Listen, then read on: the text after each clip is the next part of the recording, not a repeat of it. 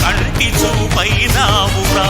సత్యమేవ జగతికి నిలువెత్తు సాక్ష్యం నీవురా. లక్షలాది ప్రజల ఆశాజ్యోతివై నిలిచావురా.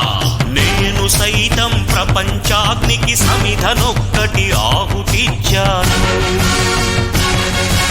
నేను సైతం విశ్వవృష్టికి అశ్రు ఒక్కటి ధారపోశాను.